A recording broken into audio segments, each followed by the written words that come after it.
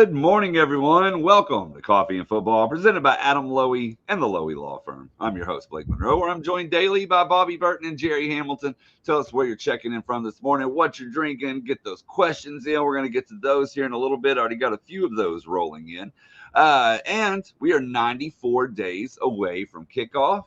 Number 94 is a little limited, but tell us who your favorite number 94 is, or maybe who was the best to wear 94. Either one of those. We can get in that discussion here in a little bit as well. But first, Bobby, I want to immediately go over to you because you just posted a story over on ontexasfootball.com that, well, it deserves some attention.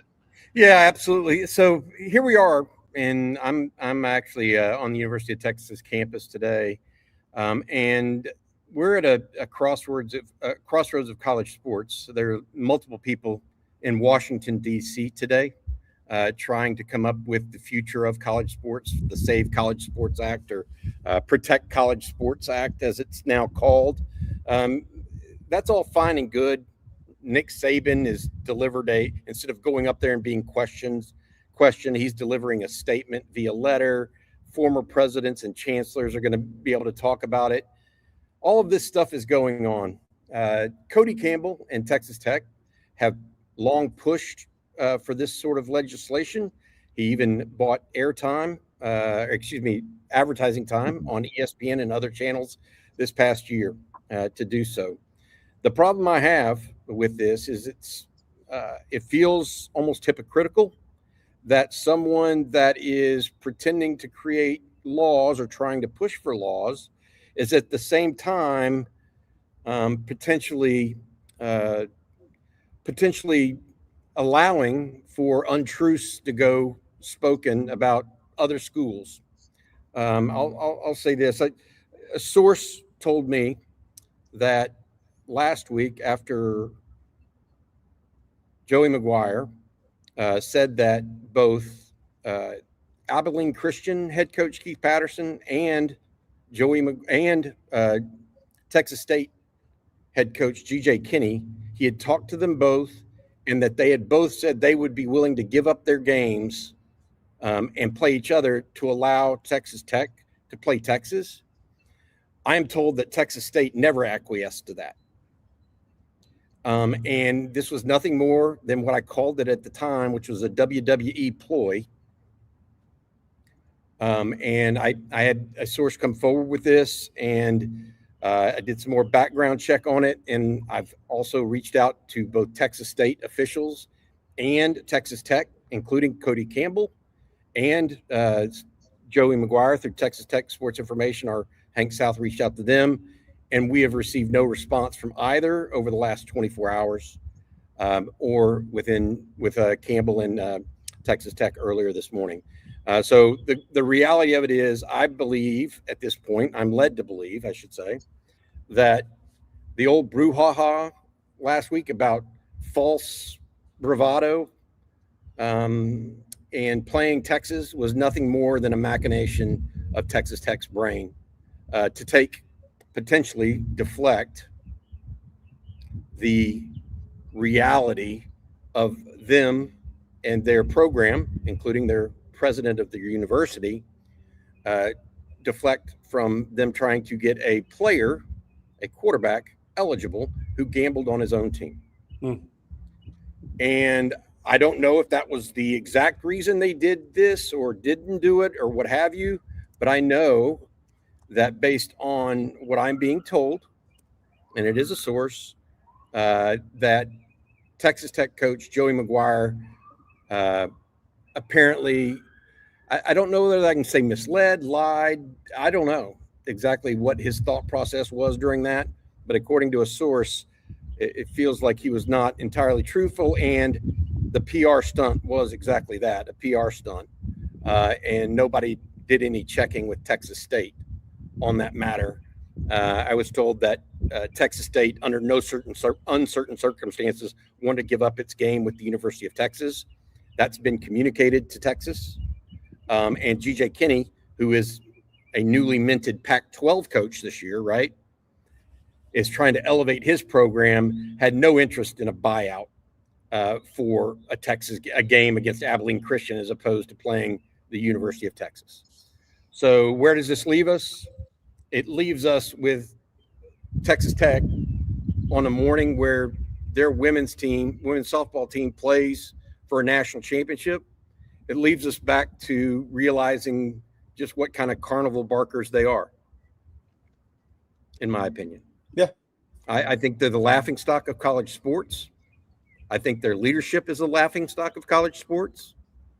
And because of things exactly like this, if you can't trust them, a word they say about the small things, how are you supposed to trust them on the big things, potentially like, I don't know, saving college sports? Yeah. What's their motive there when they help create a bill that calls out and specifies two conferences, the SEC and the Big Ten, unfairly, and the SEC and Big Ten yesterday came out with a joint statement saying that they were opposing the Protect College Sports Act. So let me ask you, Joey McGuire, did you lie? Because that's what a source says. Did you just boldface lie? And is this another one of Tech's, grab attention any which way you can? Or deflect? You're welcome to come on here. You're welcome to come on here and debate it. I would say that Texas state officials are also welcome to come on here and discuss it. I texted Cody Campbell this morning, giving him an opportunity to disagree with this or comment on it. He did not, as of 8:28 this morning. And I sent the text around 7:30 this morning. So that's where it's at. By the way, just got a text. Joey McGuire speaks to the San Antonio QB Club today at 11:30. Maybe he'd answer the question there. Maybe we should go down there and ask him a question. I think it's time Joey McGuire starts answering questions. The guy's been a coach for 30-plus years. He's advocating for a player to be eligible that bet on a team he was on over 40 times. He's embarrassing the coaching community at this point. And I said yesterday, and this is my opinion, it's separate. I said yesterday he should not be inducted into any of the Texas Sports Hall of Fame. I missed that. He's already been inducted into the Texas Sports Hall of Fame. I think it's time to start a campaign to get him removed from that, in my opinion. I may be the person behind that because as a son of a coach that coached 40 years in this state, he's embarrassing them all at this point. That's my opinion. And I stand by it. I've known the guy a long time. He's embarrassing the profession. Advocating for a player that admitted to betting on his team over 40 times he was a part of, that'll never be okay with me. And this, if true, adds to it.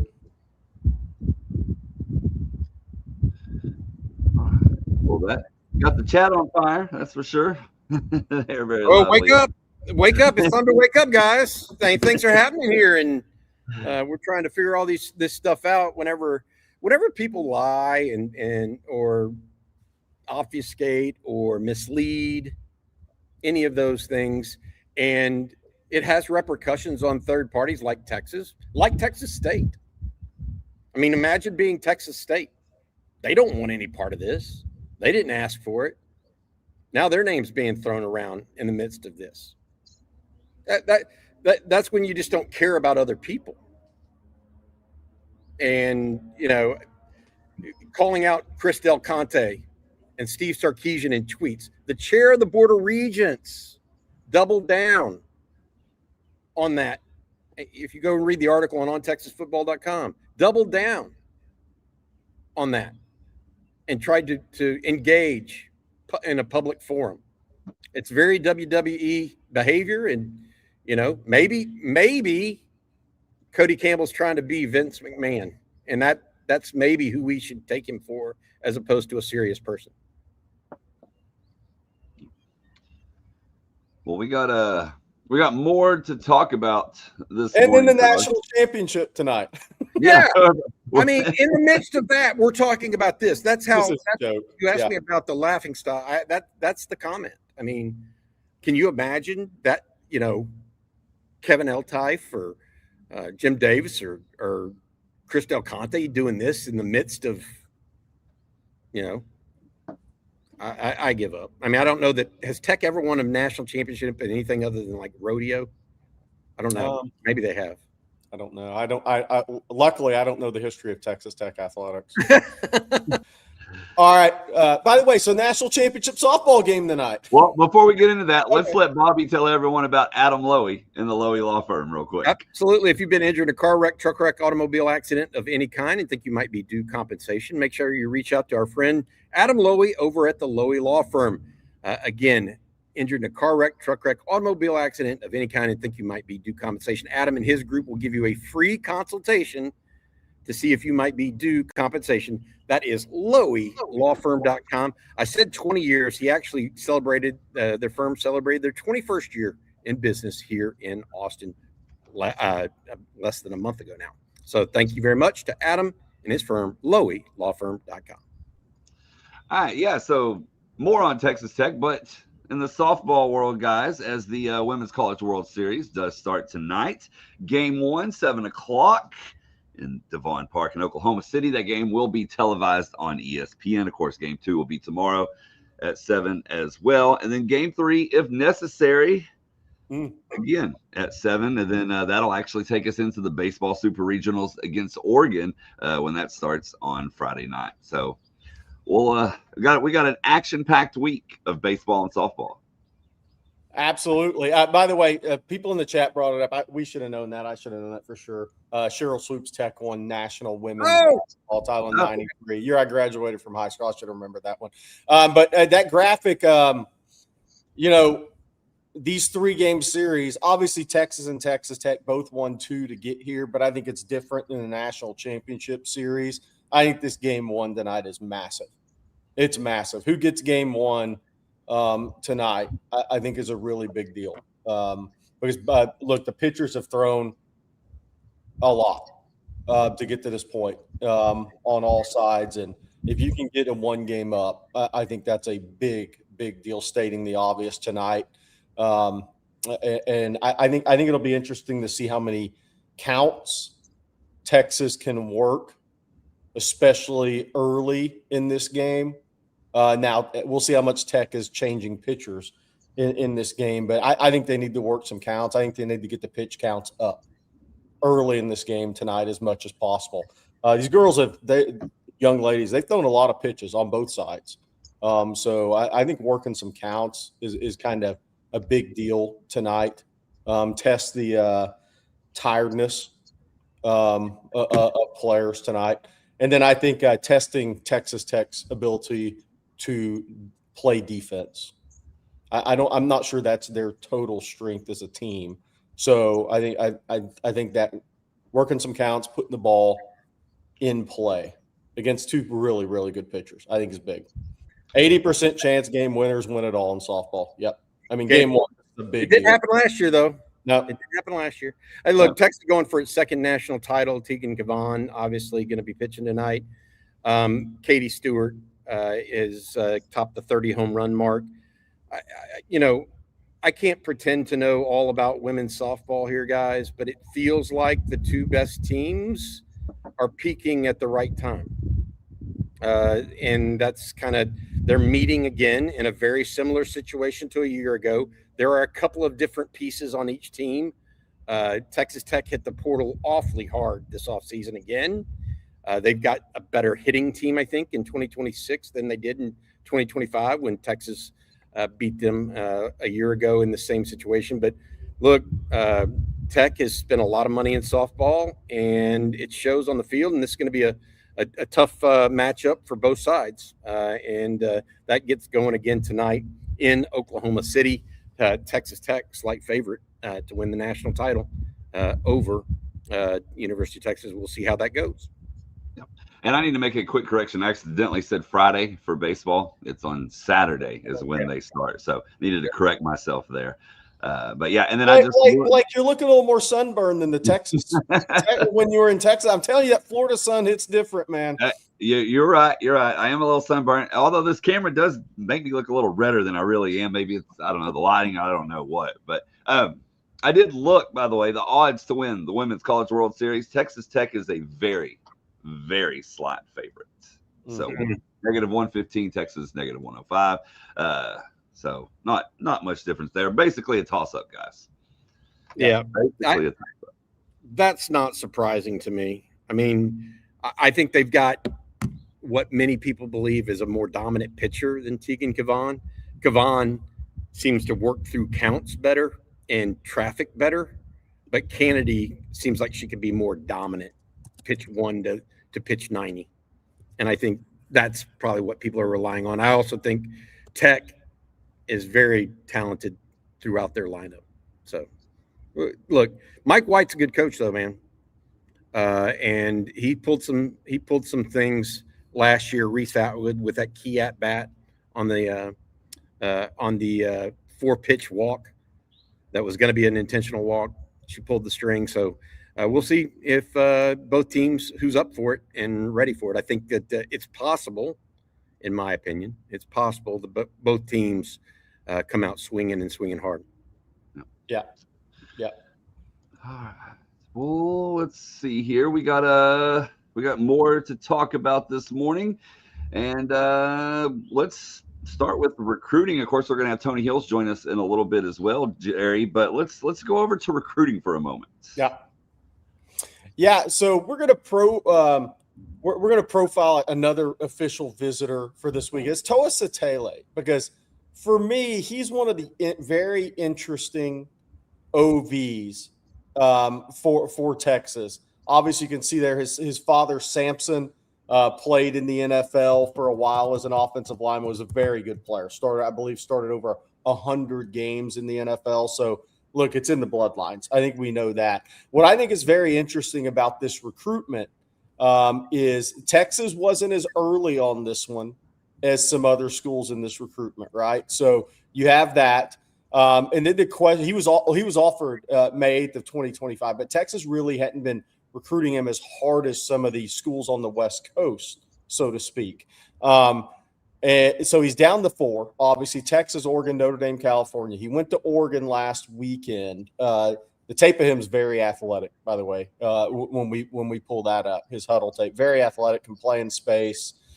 Really good player. He's aggressive. He's starting to add that weight to his frame. He's going to be a bigger guy at the linebacker position. I think he's just a little later developing physically than some kids are. I think he's up to about 215 now, 220, when I think he was 200 a year ago. He is now he has transferred schools. He is not there at the school he played at last year anymore. Well, I think he is Miliani. I think there's some talk he might transfer, but he's going to stay there. At 40 tackles, 4 tackles for loss, 2.5 sacks last year in more of limited games he played. But the interesting thing with his recruitment for me is going to be, does this get serious to where he's actually going to leave the West Coast, Hawaii, closer to Hawaii for college?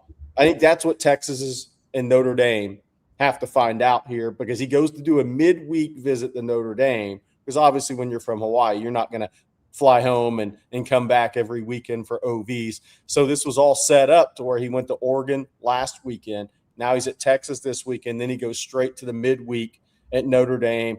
Then he goes back to Cal and then home. So I think it's a very interesting recruitment. And I also say this because the competition in this recruitment for a guy that's rated where Satele is, I mean, he's ranked about 75 to 100 in the country, anywhere around in there, suggests even a better prospect. Because you're sitting there with Oregon, you're sitting there with Texas with Will Muschamp, Notre Dame with Marcus Freeman, and Tosh Lupoy at Cal. Cal's no longer just a team that's 4th or 5th on a recruiting list for a West Coast prospect. They're going to be heavily involved if Tosh Lupoy is part of that recruitment, which he is. So I think it's going to be very interesting with Satele. I know Texas had a really good spring visit, unofficial visit with him. And now we'll see, I think, when this stuff gets really serious here in June, how willing are you to go far away from Hawaii or the West Coast? Because there is a big difference, Bobby, from Cal and Oregon to Notre Dame and South Bend or Texas and Austin. That's a big difference in distance from Hawaii. So we shall see there, but we think Texas will be as competitive as anybody in this race, and they really like Satele. So we'll see where this goes. But he's just an interesting recruitment for all the things I talked about. And there's not as much. There hasn't been as much with Texas and Satele because they offered him and they've been recruiting him, but maybe not as long with the same vigor as some other schools, especially those on the West Coast. When we talk about these guys and where they'll come from, and move around, it seems to me that is less of an issue now than it ever was, particularly with Texas and the SEC.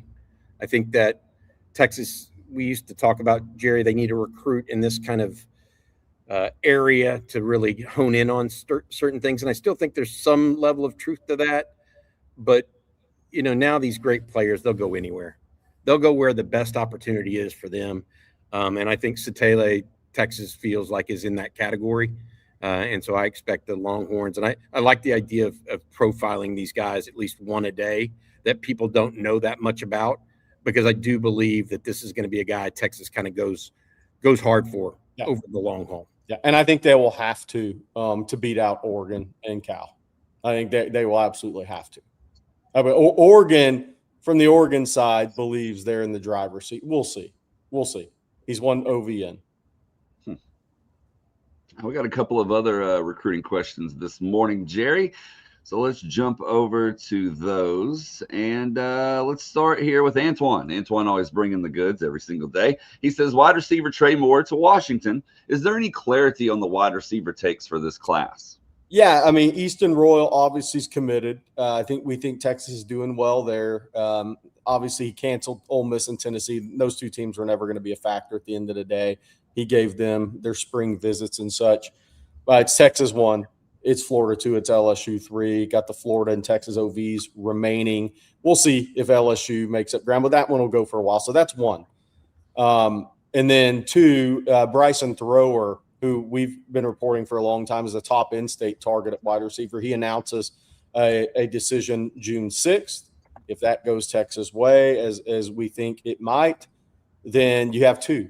Then it just comes down to a third in this class. And that obviously Monshun Sales, as we've been reporting, was going to visit 19th through 21st. That is when that OV is going to happen. So if, see what happens with Sales. But I do think if Sales goes elsewhere, if Texas keeps Royal, which we think they will right now, and they went out for Thrower, then I think they have one more spot left. And, you go swing for the fences on Sales. If you don't get Sales, I think Texas will there'll be something happen senior season with somebody if they really like them. They'll stay on. And we got a question here from, let's do Roger Goodman. He has a couple of them, actually. Jerry, where does Texas stand with Jabarius Guerrero? I felt like Texas was the leader when I was through there in mid-May.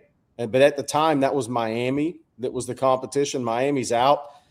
His teammate, Isaac McNeil, really good linebacker, committed to Auburn yesterday at Viger there, same high school. Look, I think Auburn is emerging as the competition. I think, he's an in-state guy. Auburn needs to strike in-state. I think they'll push Texas on Guerrero. But this weekend, I think, will be huge for Guerrero. I know the family, the people around him really like the combo of athletics and academics at Texas on the visit.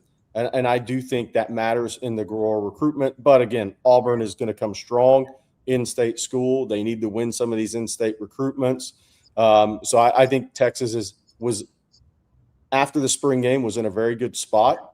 Lyle and Clark was at that spring game. So was Jason Taylor from Miami. I think Texas was in a really good spot there.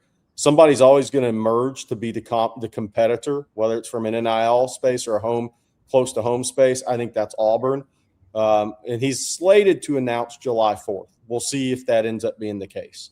But I think they like Texas for the right reasons. He's the one recruit that's mentioned Colin Simmons to me more than anybody else. Does that mean you're going to Texas because you like Colin Simmons? No, but I think he sees a scheme fit there too and has liked conversations with Lyle and Clark and Will Muschamp to this point.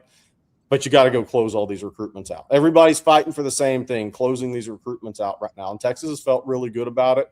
Let's see where it's at after this weekend, after Auburn made a big push last weekend. And a couple more here. Another one from Roger. He says, Jerry, A. King Hall and Tyler Alexander, which of these in-state targets do you think Sark is closest to locking down? King Hall's flipped from Oregon to Miami. Tyler Alexander, Colorado went super big on his OV from an NIL standpoint. Tyler Alexander at going and leaving spring, it was Texas and Georgia's the top two. Take a flip, 1A, 1B. It wasn't any this close to a decision. Then Notre Dame is right there. Those are the three. Made the OV to Colorado. They've gone very big on D linemen from an NIL perspective. We hear at OTF, he is one of those. But these OVs coming up to Georgia, to Notre Dame, and to Texas are going to be huge in this recruitment.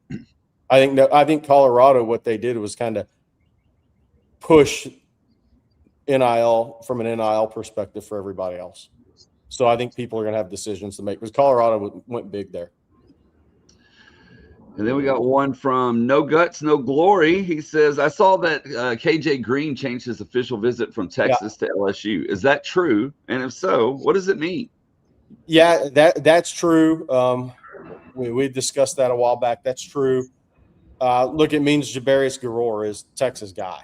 I was going to say they're prioritizing somebody else. Because Texas has Derwin Fields committed and Cam Hall, who I think is more in that Lance Jackson mold. And Cam Hall may be bigger than Lance Jackson weight-wise when it's all said and done, too. I think he's more in that mold. So I think for as far as the true overhang linebacker, can play some edge, I think Garor's Texas top guys. And then we got a recruiting super chat here from Rocky P. Rocky, appreciate you as always. He says, it seems like Texas is prioritizing big game hunting over in-state recruiting. Is it a smart long-term strategy?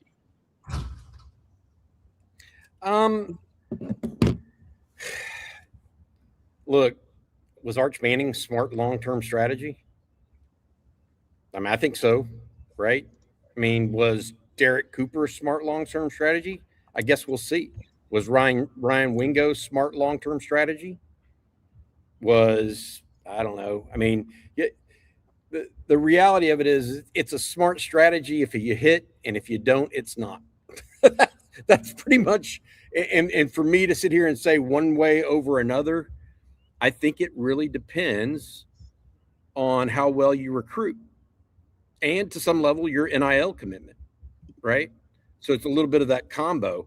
I personally believe that Texas needs to go big game hunting if it wants to be the best team in the country. Yeah.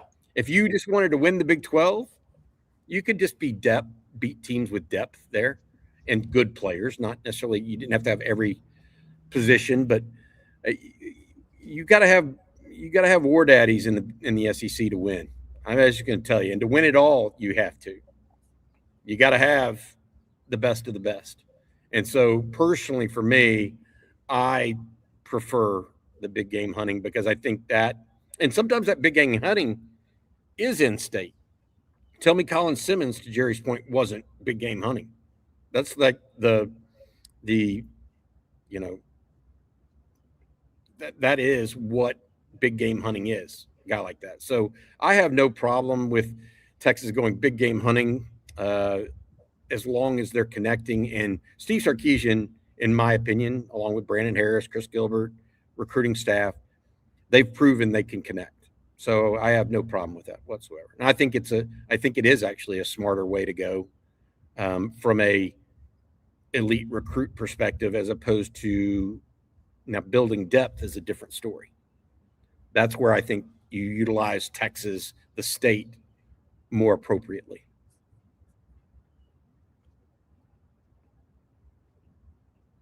We lost Blake. We lost your voice, Blake. I forgot I have a mute on my laptop and a mute button on the screen. It's been a while. Well, it hasn't been too long, but hey. And, of course, Joe Z's here. Maybe he didn't hear it. But we're going to bring on Tony Heels in just a moment. But first, Bobby, I need you to tell everyone about Mint Mobile. I can do that, Blake. You know I like Mint Mobile. I've been using them now almost a year. They literally are just one of the best things out there. And the reason why is the money. When people hear that Mint Mobile plans are only $15 a month, A lot of people wonder what's the catch. I can tell you from firsthand experience, there isn't one. There are no gimmicks, no gotchas, just unlimited talk, text, and data, fast, reliable coverage on the nation's largest 5G network, and an award-winning care team. I guess that makes Mint Mobile a catch. Mint Mobile took what's wrong with wireless and made it right with premium wireless for just $15 a month. You can even bring your current phone number and your current phone if need be. To get your new wireless plan for $15 a month, go to mintmobile.com/ontexas. That's mintmobile.com/ontexas. Cut your wireless bill to $15 a month at mintmobile.com/ontexas. That's it. There is no catch. $45 upfront payment required, equivalent to $15 a month. New customers on first 3-month plan only. Speed slower above 40 gigabytes on unlimited plan. Additional taxes, fees, and restrictions apply. See Mint Mobile for details. Thank you, Bobby. And I'm going to tell everyone about one of our newest sponsors, one that I can definitely get behind. That's Q-Collar. Man, love Q-Collar. We spend a lot of time around football here on Coffee and Football, obviously, but between On Texas Football and being around high school football, I've seen how much the game has evolved. Back in the day, it was helmet, shoulder pads, and then let's roll. But today, there's a lot more science involved, which is why I'm excited to talk about the Q-Collar.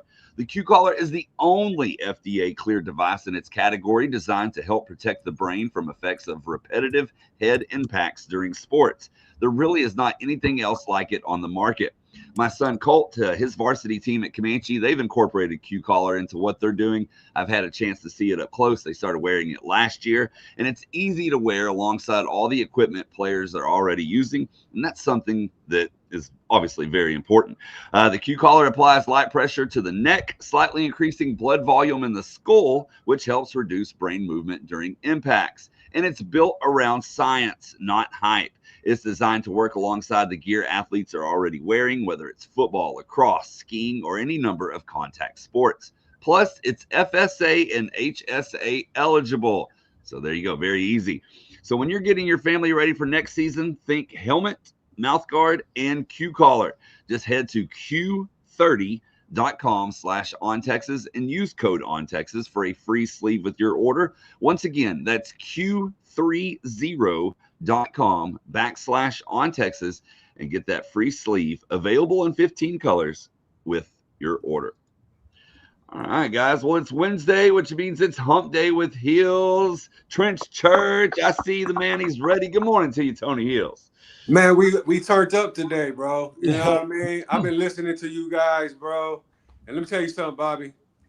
You use a lot of impressive words just to say somebody's lying. I just want to let you know that. I think everybody at OTF will agree with me to say, hey, man, just say that man lying, bro, and go about your business.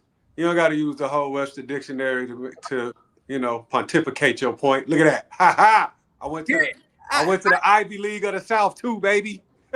Yeah, I think, I hesitate to say that because it is a source and it's not coming directly from Joey McGuire. Yeah. And so you don't want to call someone that, but No, I'll do it, Bobby. Joey, no. We're not gonna do that. And my take on all of it, Tony, is like it turns into a he said, she said business. Yeah. And I'm not really involved in that. Yeah. But it's just sad that I think that, look, I think politics has become this way where you can't trust a word anybody says. I mean, personally, I just either side of the aisle. I don't trust anything anybody says. Okay. No. Do we want that to be what college football devolves into? College sports? We just want it to become the WWE. Is that what I mean? I don't want that. I don't want our football coaches speaking out of both sides of their mouth like they're politicians. Yeah. And so I think that at this stage it's time to call for what it is, in my opinion. I think more than anything, I just think Tech's the laughingstock of college sports. That's just indicative more so for me of who they are and the caricature of what they've become. Yeah, that's fair. I mean, we talked about this last week. and no, all jokes aside, there's two sides that you can stand on. There's a side of right and there's a side of wrong, and whatever that perceived side looks like for you is the side that you're going to stand on. What I look at is the responsibility that you have as an adult to mold and shape the mind of the young adults that are coming in through your confines. I mean, look, at the end of the day, NIL or not, these guys, the parents of these individuals are putting their most prized possession, that meaning their children, in your hands for you to help shape and mold them. So what message are you sending? And I believe that part gets lost in translation as it pertains to the fact that you are cultivating the minds of young people, and your actions are weighed. The law of responsibility. I've created these laws for myself, right? And so for me, the law of responsibility is you are responsible. Things might not be your fault, right? But it is 100% of your responsibility to take on ownership to make sure that you right any wrongs. And so if the person that is in the wrong, right, we're speculating here. So we'll say this, potentially, if the person that is in the wrong is at the head of the ship, then the whole crew is subject to fail, and I believe that's the bigger thing. Like, looking at it from a standpoint of, like, you're shaping these young minds. What message are you sending? And I can understand, Jerry, your frustration, because that's part of it. Like, you've been a part of this. You've dedicated your life to this. Your father dedicated his life to this. You care about these kids. It's bigger than just a sport. And so when you have somebody that has had the tenure that you had, why would you throw that away now? And I believe that's the question that needs to be answered. Why now would you throw that away when you can clearly see what the right answer is? Yeah. Yeah. I mean, that's my thing. And I don't need to go on the soapbox again on it, but that's my whole thing with a guy that, again, he's always been great to me, but it just goes against, I've never heard a coach say, take a stance he's taken on gambling on your own team. Never in my life. And I never probably will again. Unless now, look, if for some reason Sorsby is granted eligibility, we'll start hearing it every year. Right. And there'll be other. By the way, that'll be a complete change, which would be sad. Oh, it's okay. Yeah, go ahead and bet the under on your team. No, you didn't play, but you suited up, and so you could have played if your teammate got hurt. And you had information. Yes. And you committed the number one no in cardinal sin in team sports. Period. Yeah. Period. I mean, hey, Nathaniel Loper has a good question. Because, Tony, I don't think we've ever talked to you about this. Maybe we have. We've had you on every week for a long time. What was OV weekend like for you back in the day? Do you remember the spots you went to, or can you even name them publicly? Or can you what do you recount about that OV? Because Rod Babers obviously says there's things you can't talk about on your OV. Oh, my official visit. I was like, OV, like, I've gained a lot of knowledge since. That's true. They weren't OV weekends. They weren't technically OV, called OV. Yeah. They're recruiting visits. So what was the recruit? Well, I'll say this. I won't get into the details of it. But what I will say is, I'm a Longhorn for life. No, it was, listen, the parts I will talk about, it was great, man. I mean, it's interesting because the person that hosted me was Rod Wright. And so me, Rod, Alonzo Dotson, we all three were supposed to be going to Texas. Zoe kind of flaked out on us and went to that other side across the Red River. But, we all came up in the A-League school system, right? We were, rivals, but we were friends, we were right across the street from each other, all that type of stuff. So I kind of always knew where I was headed just because I already had people there. And then when I got there, me and Terrell, we became roommates or dorm mates. So it was just like, the family environment. Of course, the magician that is Mac Brown, right? And Mama Sally, like, how do you say no to those individuals? So, I mean, all in all, the trip was great. They won my mom over, and she's a hard woman to win over. She don't trust nobody, right? And so, but what I do remember is just getting there and seeing all the talent that was at Texas and saying, like, man, this is something special here. And this is something that I want to be a part of. And then at that time, all of the hoopla and the talk about Coach Brown, about, he has all of these top recruiting classes, but they always lose the big game and all that. And me and Robin, we sat down. We were like, man, we want to change that.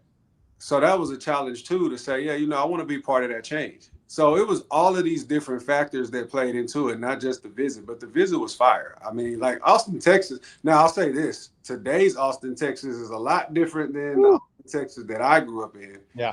But the Austin, Texas that I grew up in, man, look, good people, live music, always welcoming, great times, floating on rivers, climbing up routes. Listen, I grew up in the hood. I ain't never seen like houses in the hills. Like this was like crazy to me, right? So I'm having all types of experiences right like 3 hours away from where I'm at, So it was amazing. And my family is there now. So that should go to show you how much, we appreciate Austin.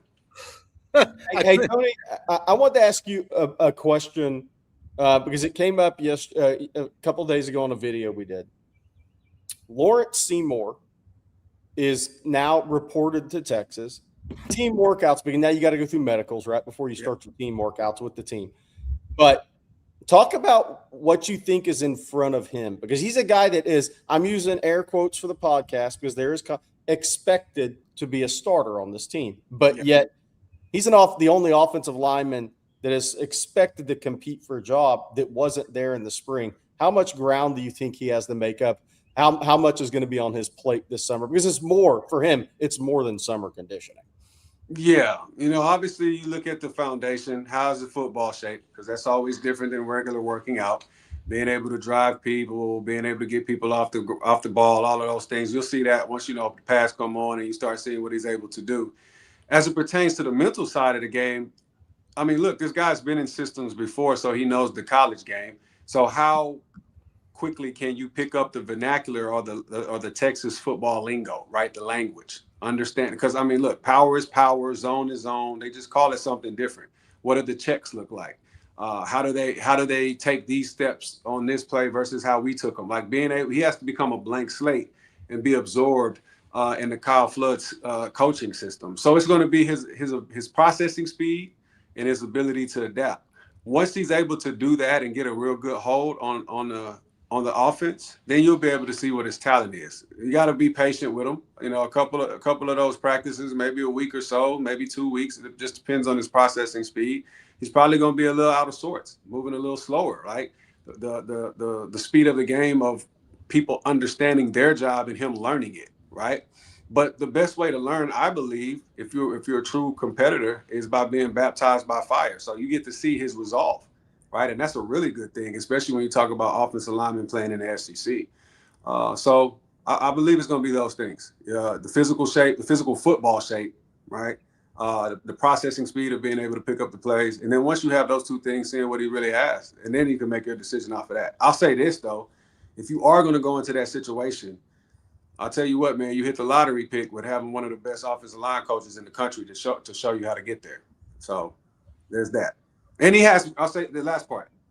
This is really the last part. He's able to have recall because he's played in systems before. That recall situation is extremely important to be able to get on the field as quickly as possible. Tony, I laughed when you talked about growing up in A-Leaf. I grew up in Southeast Houston. Yeah. The thing that we know about the city of Houston is that the tallest, other than the buildings downtown, the tallest thing we ever did was go over the interchange. That's right. That's right. That's right. So you get on a freeway. Look at where you sitting at, bro. That's a big lake behind you, man. Ain't got no lakes. At least where I grew up, wasn't no lakes, man. It was concrete everywhere. hey, Tony, it's time for you to make a comparison. All right. Mosquitoes in Houston versus Dallas. There's no comparison. That's what I was saying too. There's no comparison. I got carried away again yesterday. The mosquitoes in Houston are cousins to the ones that come from Louisiana. So like they integrated and became a huge. They're their own mosquito family, bro. Like it's ridiculous, man. Like I tell you this, I was amazed with the humidity comparisons in New Orleans and Houston. I'm like, there's no difference. This is literally the same thing, right? You can't breathe. You got to have 2 pairs of clothes, one for when you get in the car and then one for when you get in the building to change. Like it's craziness, man, everywhere. But yeah, those mosquitoes are different, bro. Like you got to mess around and like carry something. Like Jurassic Park mosquitoes. It's crazy, bro. Hey, Tony, we got breaking news here on the baseball front we got to get to, but we appreciate you checking in with us on this Wednesday. Trench Church, thank you so much, Tony. Yes, sir. And I'll say this, man, hook 'em horns, but shout out to our Lady Horns on that softball. Y'all are representing it all the way, man. Natalia, all of them girls, keep doing y'all thing. We rooting for y'all. Hook 'em, baby. And we're gonna have Tony break down OL official visitors starting next week because Brian Swanson, a couple other guys that are top targets will be in town. Hey, listen, man, let me know, bro. Let me host them. Take care, Tony. See you, Tony. Blake's muted. On Joe Z Day, he's muted again. Yeah. Hey, breaking news indeed on baseball. They just received a portal commitment, guys, from freshman Lincoln Garcia out of Texas Tech. He's an infielder, 6'5" freshman. He hit .336 for Texas Tech over his first season. 21 doubles, 59 RBIs.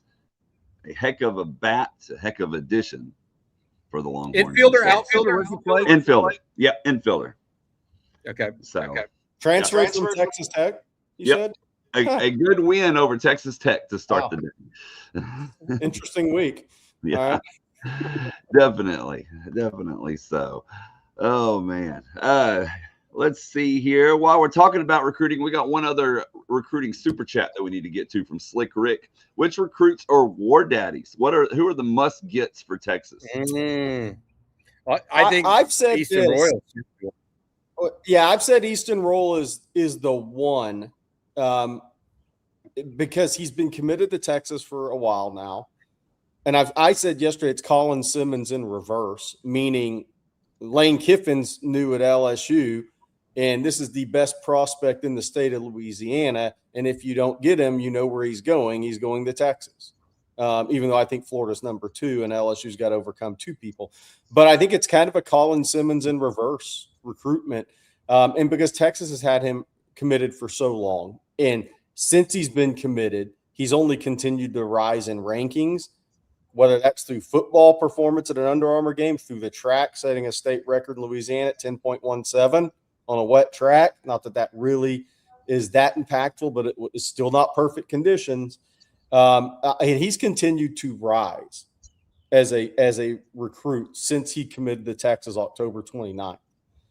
And now with Lane Kiffin at LSU, there's so much pressure on LSU and Lane to try to come back and win that recruitment. And I think they knew they were way behind starting last weekend, by the way.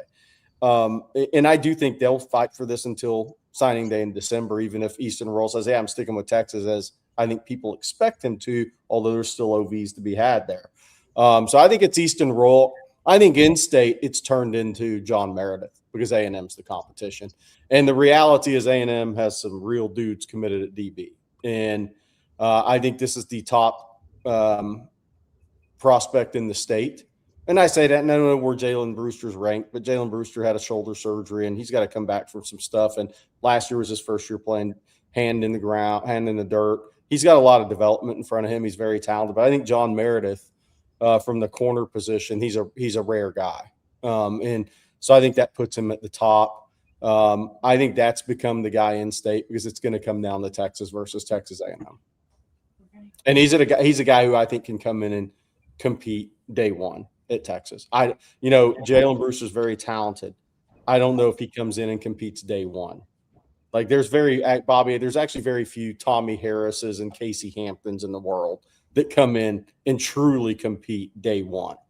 And I think due to the portal, it's harder than ever for a freshman D lineman to truly come in and be that level player. To have a Colin Simmons-like impact from the interior D line, I think it's tougher. I think at corner, you can get that done. All right, guys, we got more recruiting questions to get to, some more super chats. But before we do all of that, I need to tell everyone about one of our other sponsors this morning. That, of course, being Prize Picks. It's a new month. June is here. It's getting hotter and hotter outside, and we're turning up the heat across all sports. Of course, the basketball playoffs are red hot. Baseball's in full swing. There's a lot of sports action going on, and Prize Picks adds a lot more fun to your favorite sports. Now, every possession matters. Every at-bat matters. You're locked in from start to finish. You're not just watching anymore. You got a little juice in it. You got a chance to pad the wallet. And the best part is it's easy. You just pick more or less on player stats. You build your lineup, you submit it, and then you're good to go. It takes maybe a minute tops. And you can go across any sport as well. Basketball, baseball, hockey, golf, esports, MMA, whatever it may be, it fits.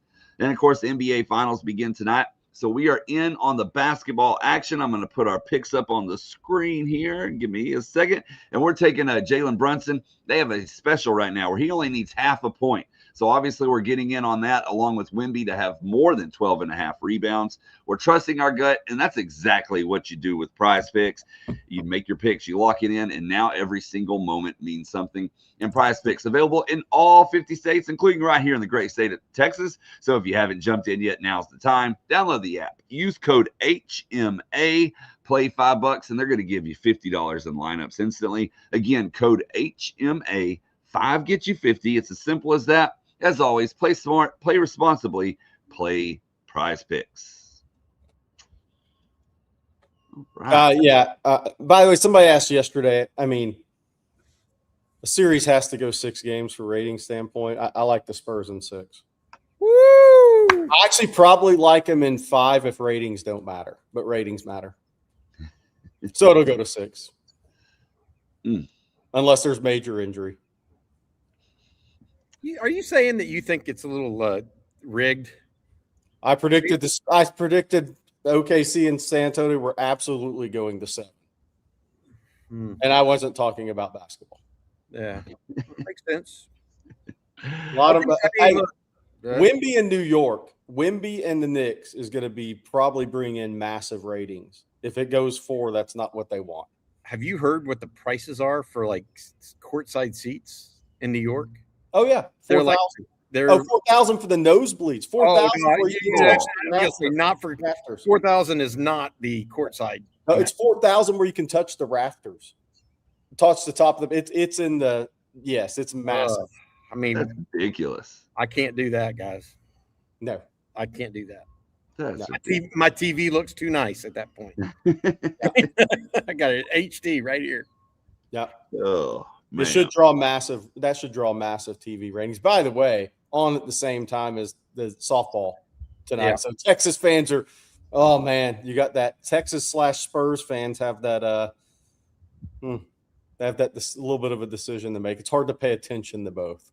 It's hard to halfway pay attention to a basketball game. It's too up and down too fast.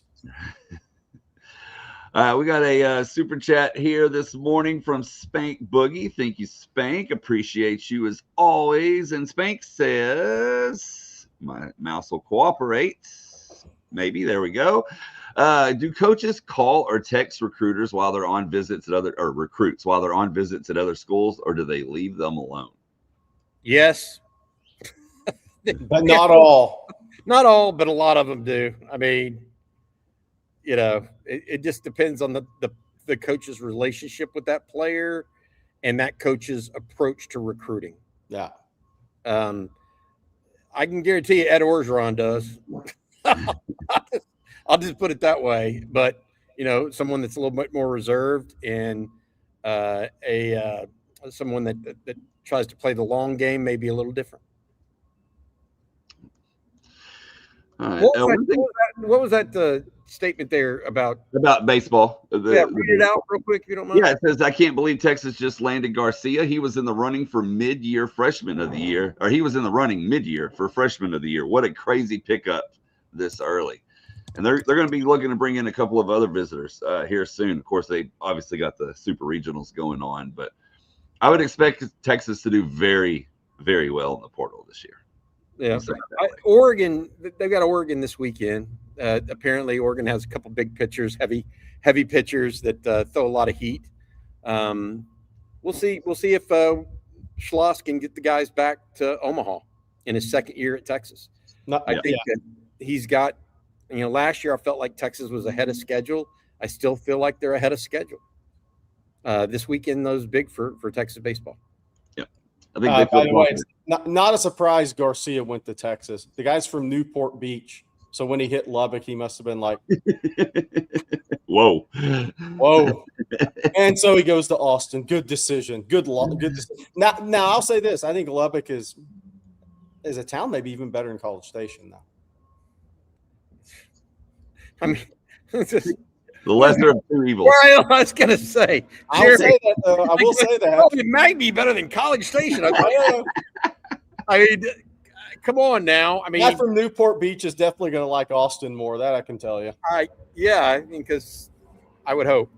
I'll just put it that way. I mean, lesser of two evils. I was thinking maybe some other adjectives or analogies there, Blake. I was trying to keep it family friendly.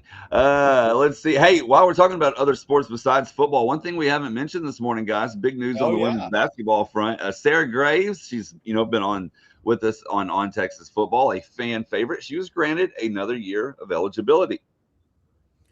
Keeping that culture going. Not a player that's expected to play many minutes, but I think that as Vic lost several of his heavy minute players this year, he needs some folks in the room that can carry on the culture. And maybe she helps bridge that, even if it's from a reserve role at the very maximum of her ability. So I think that from that vantage point, I talked to Vic, I guess it was last week when I was in Destin, and his comments were, look, we've got 5 freshmen coming in. We've got to get them indoctrinated. It's to a point now in college basketball, if you don't play freshmen, they're going to leave. We got to get them on the court and playing. But at the same time, he said you want to make sure they're playing the right way, and playing with the right kind of passion that you want out of your team. And so getting somebody back like Sarah, I think will help him do that. All right, super chat that just came in from Slick Rick. Thank you, Slick. Do we have any freshmen or committed recruits that are unanimous instant starters like Adrian Peterson? Will we ever see an instant start freshman again? It's a great question. I mean, Adrian Peterson would start today still. He was that level guy. And I mean like tomorrow, by looks at him physically. Oh, you're not talking about back in the day. You're talking I'm talking about tomorrow when 2 ACL surgeries might still start at some places. At however old he is. Look, I mean, in this last class, Jermaine Bishop has already proven he can be in contention at some point this year. And that's saying something. Georgia had 2 offensive linemen start last year. As true freshmen in the SEC on a top 10 team on the offensive line. Texas had Grayson Littleton start, David. Grayson Littleton, yeah. I mean, I think that there is certainly room for that in college football, and I think that Texas is going to be in the running for those sorts of players. Yeah. So I have no doubt that it's going to happen again. Will it happen regularly? Or less frequently? I think that's a better question, but it's going to happen. And look, we may see it this year out of the blue. Yeah. I mean, you just never know. You never know.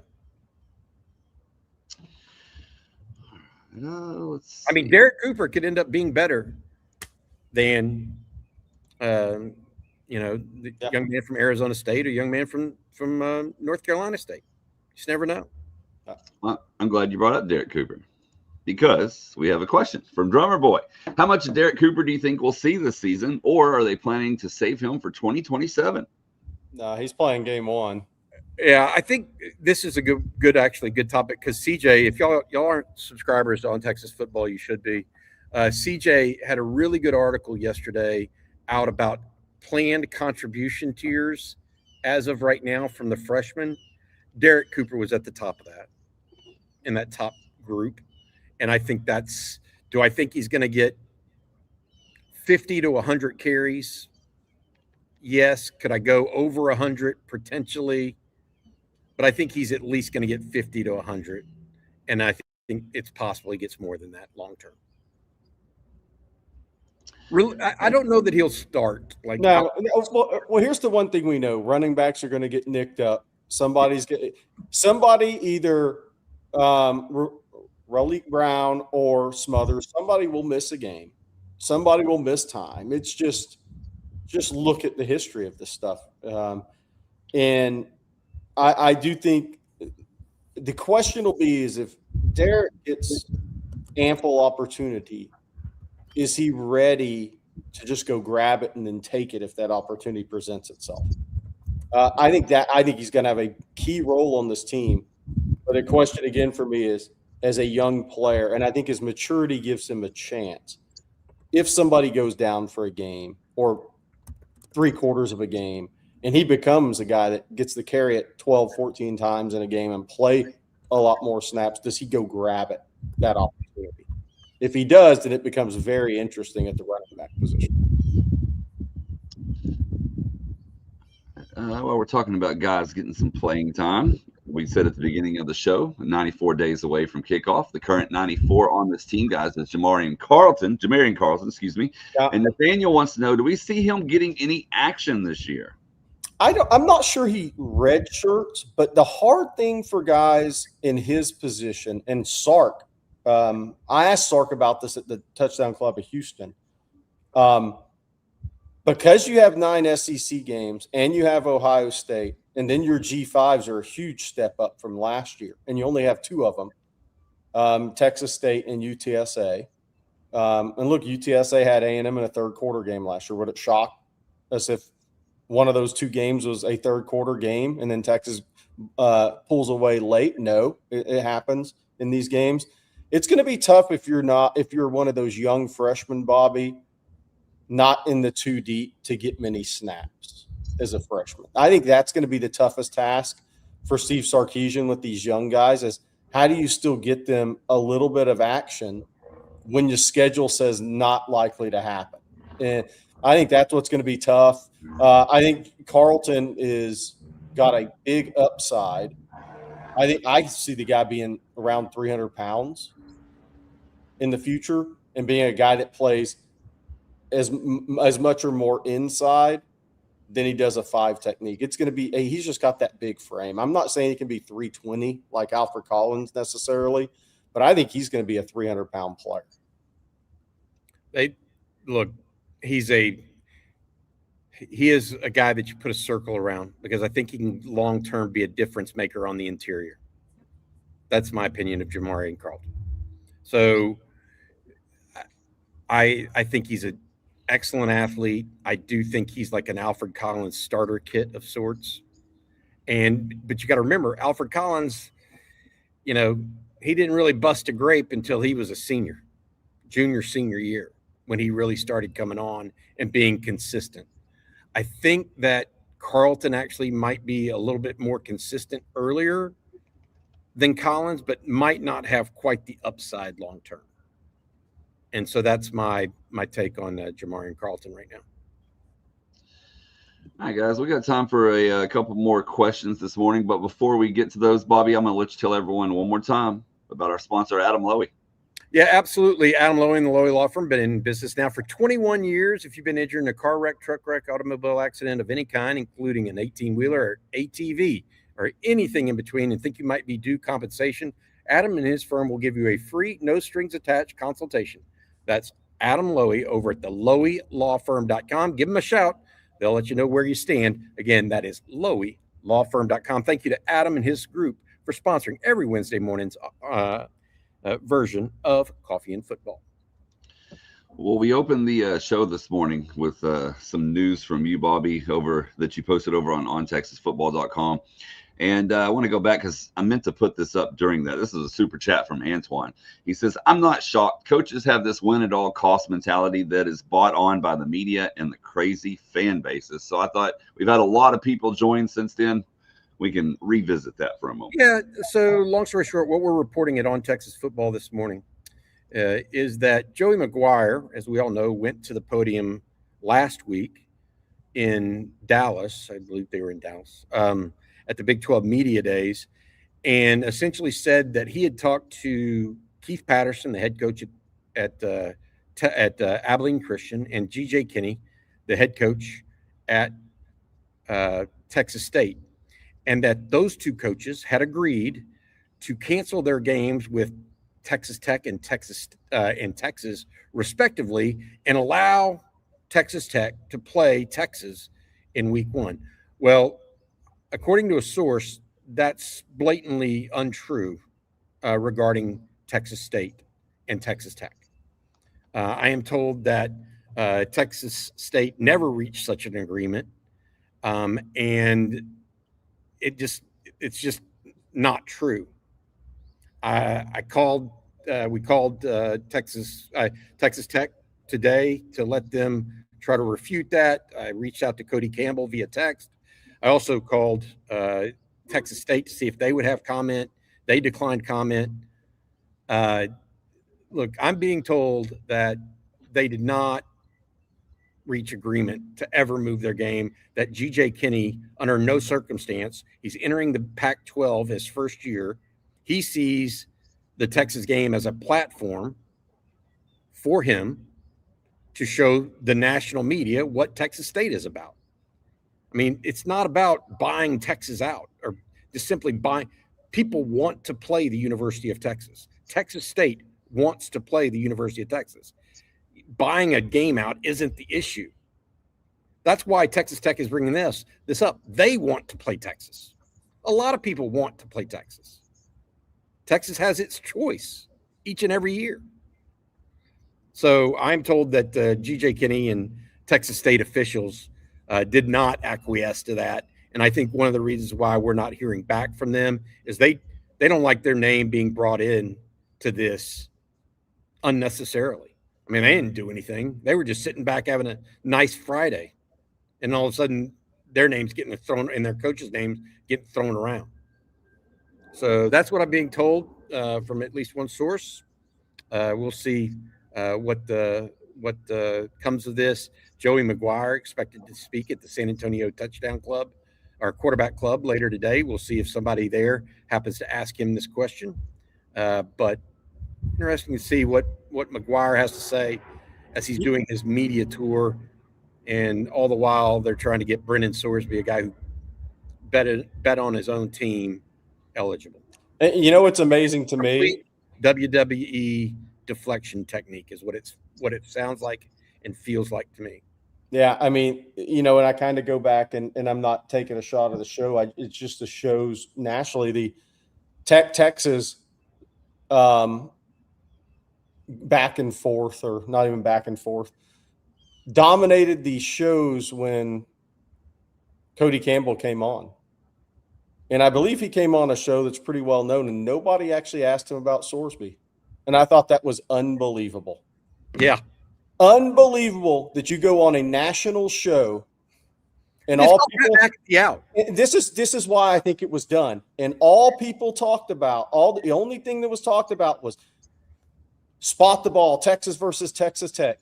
And you had an opportunity as a national person with a voice to ask his opinion as a former Division I athlete. Would you be okay with a player that bet on his team being deemed eligible? And the question wasn't asked, and I thought that was sad. Should that question needs to be asked and answered? And it wasn't, and that was sad. We'll live. We'll all move on. Texas Tech will move on. Texas will move on. Hopefully, Texas moves on by defeating Texas Tech tonight in softball. We also look. Texas plays baseball this weekend against Oregon in the Super Regionals. Jim Sloss and those guys going at it. We've got a huge recruiting weekend coming up as well. Texas is going to have 14 to 15 official visitors on campus. Some of those include Casey Curry. We mentioned him. Marcus Fakatow, the defensive lineman, those two guys coming in from out of state. There's just a number of different guys and things going on right now. Recruiting is taking precedent, and be interesting to see how they're able to capitalize this week in recruiting. Bryson Thrower, by the way, is still expected to make his decision. That's the wide receiver. Jerry, you were asked earlier in this episode about wide receiver recruiting. Easton Royal is certainly part of that. Bryson Thrower, Monshawn Sales has now officially scheduled his official visit. That's a young man out of Indianapolis. Those seem to be the three receivers Texas has circled prior to going into their senior years. Yeah.